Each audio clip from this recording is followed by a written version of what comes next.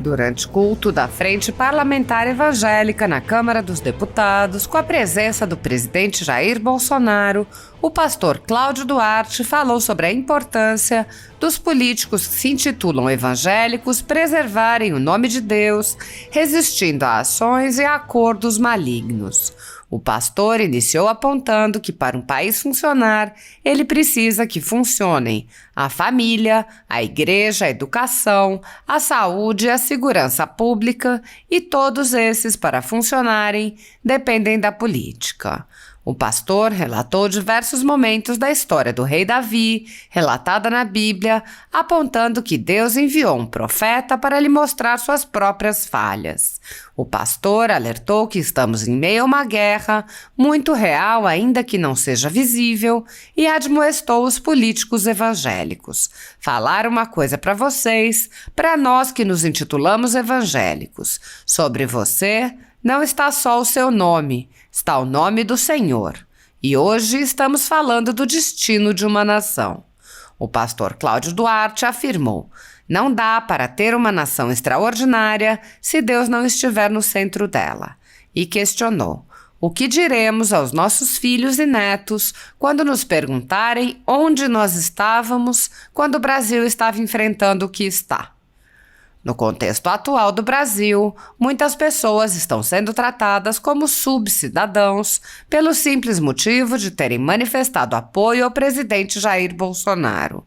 Por expressarem suas opiniões, são alvo de CPIs, de inquéritos secretos conduzidos pelo ministro Alexandre de Moraes no Supremo Tribunal Federal, ou são vítimas de medidas arbitrárias, como prisões políticas, apreensão de bens, exposição indevida de dados, entre outras. Sem justificativa jurídica, o ex-corregedor do Tribunal Superior Eleitoral, Luiz Felipe Salomão, decidiu confiscar a renda de sites e canais conservadores para destruir empresas privadas das quais discorda. A decisão, que incluiu a Folha Política, confisca todos os rendimentos da empresa e teve o apoio e aplauso dos ministros Luiz Roberto Barroso e Alexandre de Moraes. Marcar pessoas e fechar empresas por motivações políticas são atitudes que já foram observadas na história, mas nunca em democracias. Se você apoia a Folha Política e pode ajudar a evitar que a empresa seja fechada por falta de recursos para manter seus compromissos financeiros e pagar seus colaboradores, doe qualquer valor através do Pix, utilizando o QR Code visível na tela ou o código ajude@folhapolitica.org.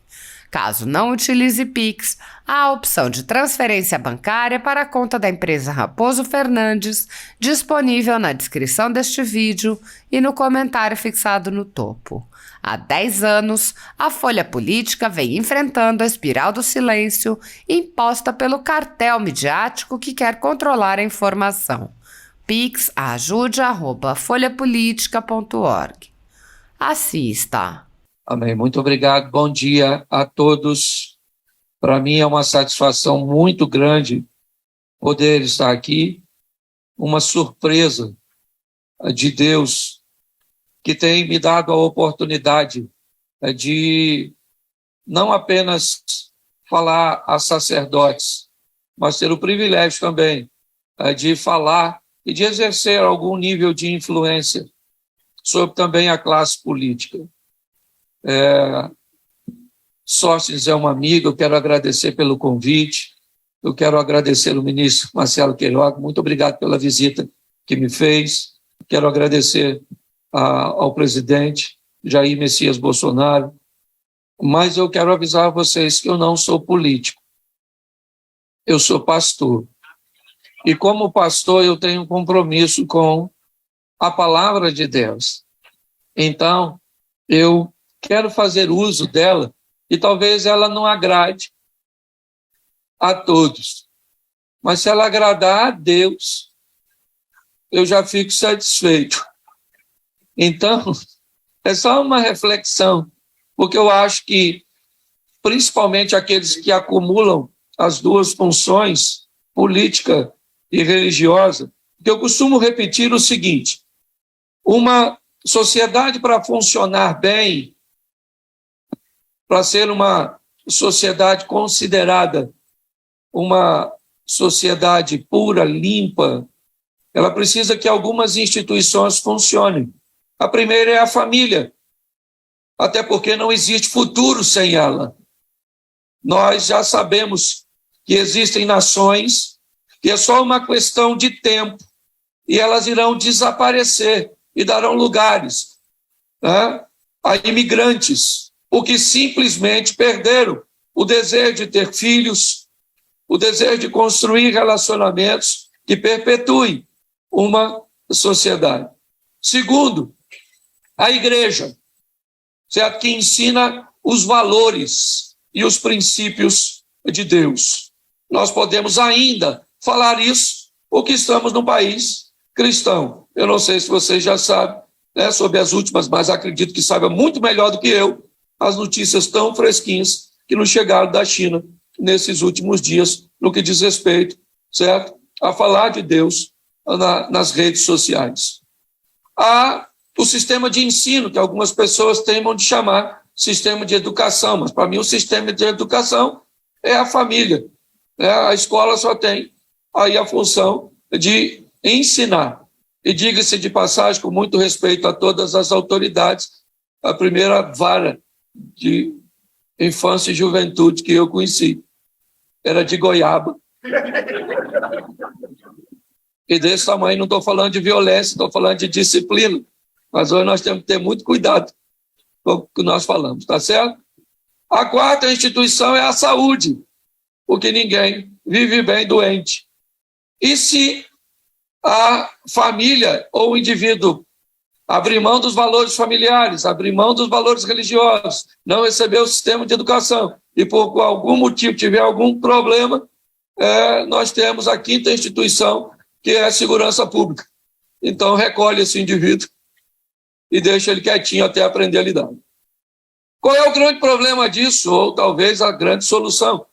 É que para todas essas instituições funcionarem, elas dependem de uma, da política, certo? É a política que cria a estrutura que vai estabelecer os valores da nossa nação, de família, religiosos, certo? Material didático, o investimento na saúde e as leis. Ou seja, eu aprendi uma coisa, como pastor, se tem um demônio para perseguir um pastor, eu imagino quantos não devem ter para perseguir um político. E alguns acabam não resistindo e sofrendo um domínio. Então, brincadeiras à parte, eu queria lembrar algumas coisas antes de fazer uso do texto que quero. Primeiro, é como a Bíblia começa, independente de quem você seja. Se você é um empresário, se você é um político, se você é um sacerdote, o primeiro versículo da Bíblia, ele é para todos nós. No princípio, céus e terra. É importante entendermos que não é terra e céus, e sim céus e terra. Os céus vêm sempre primeiro. Os valores e os princípios de Deus são perfeitos. E é importante nós entendermos isso. Se olharmos um pouco mais à frente, vamos olhar uma história no Novo Testamento, onde o pai comissiona 2 filhos a exercer uma tarefa, lembrando que os 2 são filhos, e que o primeiro diz que vai obedecer e não obedece, e o segundo diz que não vai obedecer e obedece. E aí o texto termina fazendo um questionamento de qual dos 2, na verdade, acabou obedecendo. Então precisamos entender que aqueles que fazem a vontade do Pai não são aqueles que dizem que vão fazer, mas sim aqueles que fazem. E muitas vezes encontraremos pessoas que têm um bom discurso, uma boa oratória, mas que na hora de vermos seus valores, mas fique tranquilo, porque Deus não se deixa escarnecer, tudo o que fizermos, nós vamos prestar conta. Todos nós vamos ter que passar por lá, até que não acredita. Ah, pastor, não acredito em Deus, não acredito no diabo, não acredito em nada. Espera só para você morrer. Aí chega lá e diz no inferno, ih, caramba, caraca, não acreditava em você. E o diabo vai falar, muito prazer. Trouxe uma roupinha fresquinha, que aqui está quente. Tá certo? Senta que já vou, nessa cadeira pegando fogo, que já vou te atender. Tá certo? É porque todo mundo vai passar por lá, nem todo mundo vai ficar. Eu imagino Jesus lá, recebendo todos nós, abrindo os braços, fazendo um coraçãozinho, certo? E para alguns ele vai dizer, aqui não, desce as escadas, que tem alguém te esperando lá embaixo. Mas já que a maioria de nós não éramos nada e recebemos a oportunidade de sermos alguma coisa, nada melhor que refletirmos sobre Davi, até porque é um texto que todo mundo sabe, acredito que todo mundo conhece a história do menino que matou um gigante, mas queria lembrar você que a história dele não começa assim. Ele não era ninguém, o próprio Deus disse a ele lá na frente, eu tirei você de trás das malhadas, você era o filho mais novo de Jessé, sua perspectiva de sucesso era muito pequena, sua perspectiva de notoriedade, reconhecimento, de influência era quase nenhuma. Se olharmos para a nossa vida, o texto não se distancia tanto de nós. Mas também é importante entendermos que ele não chega no cenário bíblico matando um gigante. Davi teve um caminho a se percorrer. Provavelmente o primeiro animal que ele matou, provavelmente deve ter sido uma ovelha, porque ele a criava para fazer uso dela. Posteriormente, deve ter enfrentado o maior inimigo da ovelha, o lobo, depois o urso, o leão, o gigante, o rei e a Batseba. Quando nós olhamos para tudo isso, vemos um caminho a ser percorrido. Então, o texto que eu quero usar com você é segundo o livro do profeta Samuel, capítulo 11. Vai ser uma reflexão rápida, 20 minutinhos. Decorrido um ano, segundo Samuel, capítulo 11, verso 1. Decorrido um ano, no tempo em que os reis costumam sair para a guerra, Davi enviou Joabe e seus oficiais e todo Israel. Eles destruíram os filhos de Amon e sitiaram a cidade de Rabá. Mas Davi ficou em Jerusalém. Uma tarde, Davi se levantou do seu leito e andava passeando pelo terraço do palácio real. E Davi viu uma mulher que estava tomando banho. E ela era muito bonita. Davi mandou perguntar quem era. E disseram, é Batseba, filha de Eliã, mulher de Urias, o heteu. Então Davi mandou mensageiros que a trouxesse. Veio e ele se deitou com ela. Ora, Batseba tinha acabado de se purificar, de sua menstruação. Depois ela voltou para casa. A mulher concebeu e mandou dizer a Davi, estou grávida. Olha para mim, porque eu quero refletir com vocês sobre a história deste moço aqui. Davi, ele recebe uma grande oportunidade de Deus de governar sua nação, de ser um monarca. E ele entra num cenário muito especial. Mas quando eu olho a história desse camarada que viveu tantas coisas, eu descubro o seguinte. Ao longo da vida dele, ele sempre enfrentou desafios. E alguns deles que colocavam a sua própria vida em risco. Talvez com a ovelha ele não tivesse tantos problemas, mas talvez com uma matilha de lobo, sim. E se não com ela, posteriormente ele enfrentou um urso e depois um leão. Mas eles não foram capazes de subjugá-lo. Então, as coisas mudam e o campo de batalha muda. E agora Davi não enfrenta mais batalhas com animais. Ele vai enfrentar a batalha contra um guerreiro dos filisteus. Um homem forte, hábil, bem armado, bem equipado, um soldado destro. Seu nome Golias. E para espanto de todos, Davi consegue vencer aquela batalha, utilizando uma tiradeira, uma pedra e a própria espada do Golias, porque foi com ela que ele o matou, e não com uma pedrinha. Tá certo? O que matou Golias foi a espada do próprio Golias, transferida para a mão de Davi, porque Deus era com ele. Se você pensa que agora se torna um herói nacional, um salvador, a resposta que Israel estava precisando para se ver livre do litígio contra os filisteus.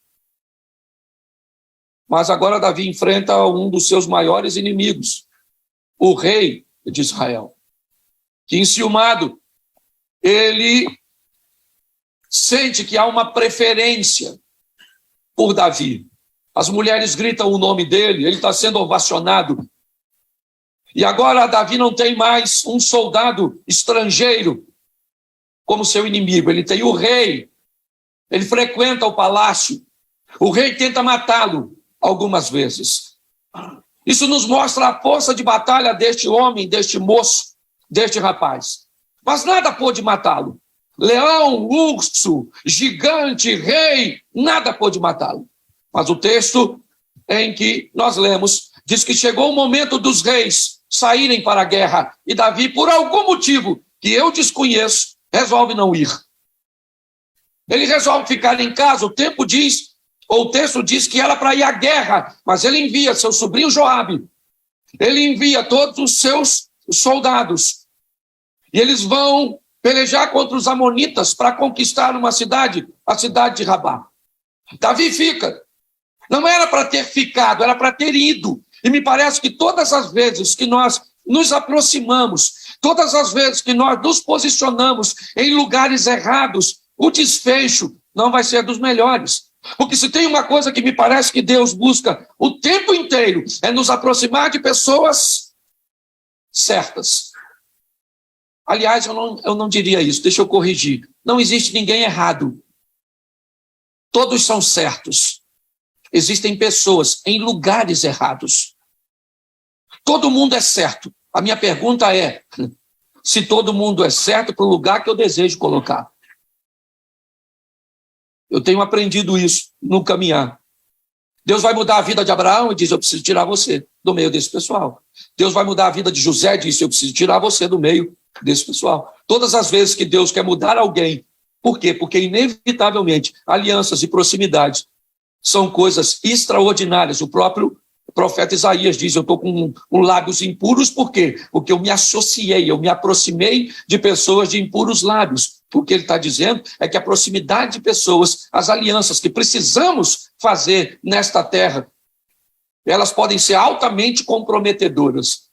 E quando o assunto é política, muito mais, porque nenhum de vocês fazem nada. Se eu já não faço quase nada numa igreja sem aliança, imagine vocês.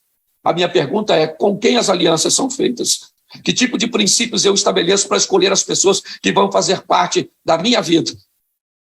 Eu acho que vale a pena nós olharmos para isso. Mas se ele está no lugar errado, é lógico que ele vai ver a coisa errada. E Davi começa a enfrentar um problema sério. Ele vê uma mulher tomando banho. O que eu não sei se vocês enxergam o mal aqui, mas ele está no texto. O que nos une, evangélicos, é Deus. E o que nos une também é a força do mal. E muitas vezes, pasme você, o nosso adversário é capaz de nos unir muito mais do que o nosso aliado. A verdade é essa. Então, o que estamos aqui é numa batalha, pelo menos bíblica. Se você quiser trazer para o ambiente de hoje, fique à vontade. Mas a grande verdade é essa. Nós temos o mesmo aliado que Deus e nós temos o mesmo adversário que é o mal. Eu não estou falando de pessoas, eu estou falando do mal, porque já eu vou mostrar para você. Davi está dando uma volta no palácio quando vê uma dona tomando banho. Por quê? Porque o diabo mudou de estratégia. Se eu não ganho desse cara no campo de batalha, eu vou mudar o armamento. E agora bota uma mulher pelada. Tomando banho. Uma dona que devia ser gostosa, desculpa a expressão. Uma cavala, porque mulher feia não tenta ninguém. Aquele mulherão olhando para Davi. Sim, porque o diabo sabe o que pode usar para derrubar cada um de nós. Eu não sei, talvez você não tenha problema com mulher.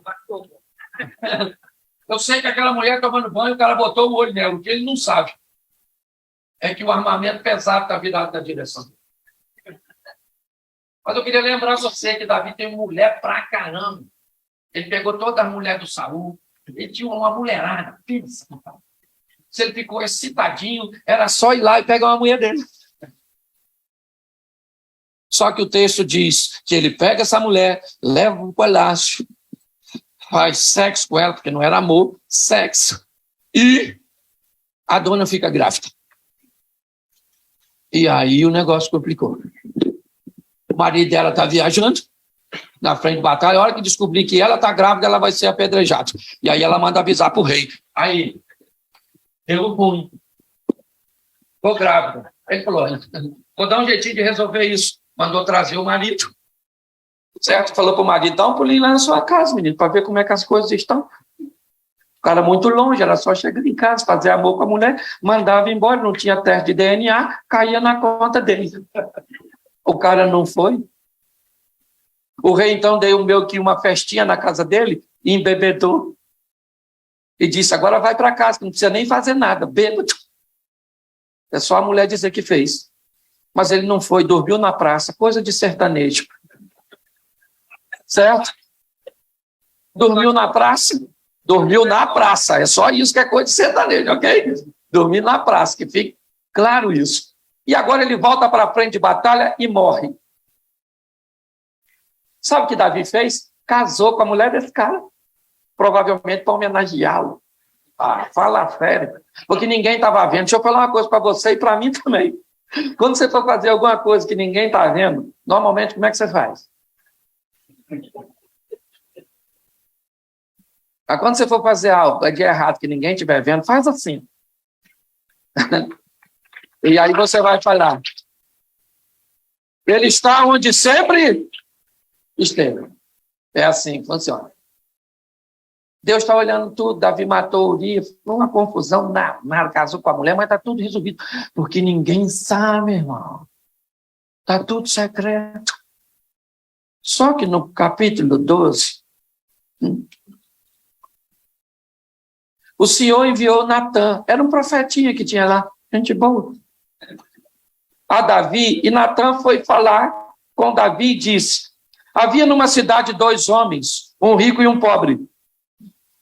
O rico tinha muitas ovelhas e gado em grande número, mas o pobre não tinha coisa nenhuma, senão uma cordeirinha que havia comprado. Ele a criou e ela crescia na sua casa junto com seus filhos, comia de sua comida e bebia de seu copo, dormia nos seus braços e ele a tinha como filho. Certo dia chegou um viajante na casa do homem rico e esse não quis pegar uma de suas ovelhas ou dos seus bois para dar de comer ao visitante que tinha chegado. Em vez disso, pegou a cordeirinha do homem pobre, preparou para o homem que tinha chegado. Preste atenção.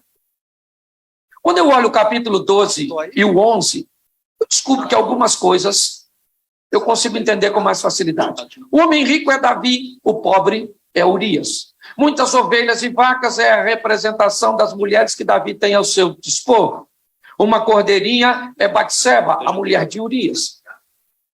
Bom, então eu já entendi que o homem rico é Davi, o homem pobre é Urias, as mulheres de Davi, a esposa de Urias. Mas o texto diz que chegou um viajante na casa do homem rico. O viajante do capítulo 12 não aparece no 11. Onde é que esse cara estava? Quando Davi está andando no palácio, o profeta diz que tinha alguém lá e ele era um visitante. Ele era alguém que chegou ali para falar a mente do monarca, do rei, para dizer para ele que ele podia fazer o que queria, que ele estava acima do bem e do mal, que ele nunca iria prestar conta, porque ele tinha condições de resolver todas as coisas. A cabeça de Davi pensou desse jeito. Eu tenho como resolver. Mas por que é? Quem é o visitante? Você quer ir? Porque não dá para ler a Bíblia num texto só. Vamos sair daqui e vamos para Jó? De onde você vem, Satanás? Ele diz, eu estou viajando, rodeando a terra, procurando um gabinete, procurando uma família, procurando uma empresa, procurando um coração, procurando uma mente, onde eu possa entrar para fazer a minha vontade, porque o visitante está com fome. Porque o mal se alimenta. Você consegue entender isso? Quando nós olhamos para essa situação, o que vemos? O profeta diz, o viajante veio e ele tinha fome. Quando Davi olha para uma mulher tomando banho, nós somos da época que eu estou vendo que tem poucos garotos. Certo? Nós somos numa época em que o homem era homem. O homem era homem. Certo? Homem. Entendeu? É isso aí. O homem está em extinção. Se a senhora tem um, esconda. Não guarde, não. Isso. Se a senhora tem um homem que procura a senhora 4, 5 vezes por semana, que ele não tem vergonha na cara, não tem princípio, não tem nada, que isso é homem. Ele procura a mulher hoje, ela diz amanhã ele está lá, e ela diz depois ele está lá, e depois... Ele não tem nada, ele não tem princípio quando o assunto é ser homem, nesse aspecto. certo? É assim que funciona. Então Davi olhou para aquela mulher e o que ele sentiu, o que todo homem sente. Isso. Certo? Masculinidade tóxica. Isso. Olhou e falou, vou rasgar essa dona no meio. Só que ela não é mulher dele. Ela é mulher de Urias. Então, o que ele tem que fazer? Pegar uma das dele. Ele não tem ovelhas, vacas, ele não tem um montão de mulher, sim ou não? Então, se ele está excitado, faz amor com uma de suas mulheres, sim ou não? Mas o texto não diz que é para ele, é para o viajante. O que ele vai fazer é para o viajante. É o viajante que tem fome. E quando um viajante tem fome, quando o mal tem fome, ele não se alimenta de coisas certas, de coisas íntegras, de coisas transparentes. É assim que funciona. Por isso ele não faz amor com a mulher dele. Ele pega a dona lá. Certo? E aí, tranquilo. O que o profeta está dizendo é que veio um viajante, ficou do lado de Davi, induziu Davi ou auxiliou Davi a tomar decisões, porque o campo de batalha mudou. Leão, urso, espada, lança, nada disso mata esse cara. Então, se nada disso vai matá-lo, vamos mudar o armamento. Agora não é mais uma lança, uma espada, uma garra. Agora não é mais uma presa. Agora é a nudez de uma mulher. Todos nós estamos nessa guerra, irmãos. Ela é muito mais real, ainda que não seja visível, porque o indivíduo do capítulo 12 não está aparente no 11, mas você pode saber que todos os dias, no seu gabinete, todos os dias, o mal, a Bíblia diz, bendito é aquele que vem em nome do... Mas se o Senhor está mandando gente para vir para a sua vida, o mal também está mandando, senão você não precisava fazer triagem. Todo mundo que chega vem do Senhor, mas não... Tem gente lá daí que vai para a minha igreja, lá que a gente está tentando trabalhar, porque se o diabo hoje me pedir referência para levar para o inferno, eu não dou. De tão ruim que é. Mas nós acreditamos na mudança, na melhora. Mas pare, olha só, eu já estou terminando. Davi, ele agora está escutando, como é que Natan vai falar isso? Ele diz, majestade, vem um homem, tem um homem aqui rico, o outro pobre, um tem muitas ovelhas, um tem umazinha só, e aí chegou um visitante na casa do rico e ele pegou a ovelha do pobre. Davi falou, o quê? Que absurdo! O profeta falou, é o Senhor. Porque olhar defeito na gente, defeito em nós é como caroço de feijão no dente. Você tem uma visão nítida do caroço, desde que ele não esteja no seu dente. No dos outros aparece. Ele falou, o quê? Que absurdo. Natan falou, ó, foi você, rapaz, pegou uma mulher durinha, mandou matar o cara, ó. O chefe dos crentes viu tudo. E agora? Agora eu vou falar com você. Vou te explicar aqui como é que vai ficar esse negócio. Fica tranquilo que você não vai morrer, Davi falou, beleza. Mas o filho que você teve, que essa moça morre. O chifre que você botou no Urias escondido. Vão botar em você, no meio de todo mundo. Vão montar uma tenda e vão fazer amor com as suas mulheres. Entendeu, Davi? A espada nunca mais se aparta da sua casa, porque aprenda uma coisa, Davi. Ninguém vai falar mal do meu nome por sua causa. Se você não guarda o seu nome, eu guardo o meu. Deixa eu falar uma coisa para vocês, para nós, que nos intitulamos evangélicos. Sobre você, querido, não está só o seu nome, está o nome do Senhor. E hoje nós estamos vendo basicamente o destino de uma nação. Então não se preocupe que eu não sou político, nem A nem B. Eu estou atrás, para mim o Brasil tem que melhorar para pobre, para rico, para hétero, para homo, para brancos, para negros, porque eu quero uma nação joia.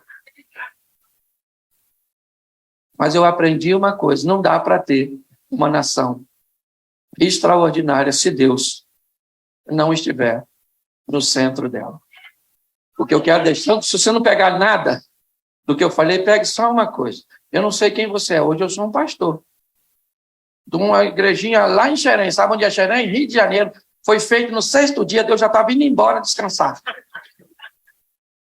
Quando ele ia fechar a porta, ele falou, cheirem. Então não faz muito cabimento, não tem muito cabimento. Eu estou aqui falando, mas eu sei porque eu estou aqui. Porque Deus me colocou aqui. Sabe por que você está onde está? Porque Deus colocou você onde você está. E uma hora nós vamos prestar conta desse negócio. E a minha pergunta é, o que nossos filhos e netos vão perguntar ou vão falar? De onde nós estávamos quando o Brasil estava enfrentando o que está? Então, tem os inimigos invisíveis, irmão. Às vezes, mais perto de você do que você imagina. Então, quando você for deitar, você fala, Senhor, tem uma turma aqui que eu não estou ouvindo, mas estou sentindo. Certo? Me dá uma cobertura. E vamos embora para frente. Porque, gente, a nossa nação é extraordinária. E se alguém quiser, e aí me permita falar, né, por mim, não pelas autoridades aqui presentes, mas se você conhecer alguém, principalmente, que quer socialismo e comunismo, vamos fazer uma vaquinha, ou nós comprar uma passagem. Para esse povo ir. Que ao invés de virar aqui, porque quando a gente pergunta onde é bom, não tem, certo? Então vamos sair daqui entendendo que nós somos fortes. Aqui não tem denominação. Vamos parar com essa palhaçadinha. Você é o quê? Batista? Estou de Jesus, tipo, nem crente você é. E você é assembleano? Não. Que é isso? Eu vou para o camarote do céu. Tem gente que nem vai pensando, porque no céu nós vamos ter 3 surpresas. Primeira, caraca, eu vim. Que é isso? Eu vim. Você acredita nisso? Segunda surpresa, você aqui. Nossa, controle de qualidade não funcionou. Terceiro, cadê fulano? Ficou para trás, na retaguarda. Escute só. Queridos, agora orar pelo Brasil, eu quero orar pelos políticos, para que Deus defenda você do viajante. Pastor, como é que eu me defendo do viajante? Levando o residente. Leve o residente, certo? Alguém que mora e viva com você, estarei convosco todos os dias. Esse é o residente. E lá uma vez ou outra vez eu vejo na minha casa, estou conversando com minha mulher, de repente, eu vejo o viajante. O tom da conversa começa. Mudou? Eu falei, ele está aí. Nela ou em mim, ou na periferia, porque ele está sempre vindo com a proposta diferente para sujar seu nome, para sujar o nome de sua família, para sujar o nome de seu partido, para sujar o nome do Senhor, da igreja e de Deus. E pode ter certeza que Deus não vai deixar isso barato. Se você não zelar, Deus zela pelo dele e você vai se lascar. Não sei não. Desculpe a expressão. Deveria ser mais polido. Você deve pensar, nossa, esse pastor é doido. Doido foi quem me chamou para vir. Por isso.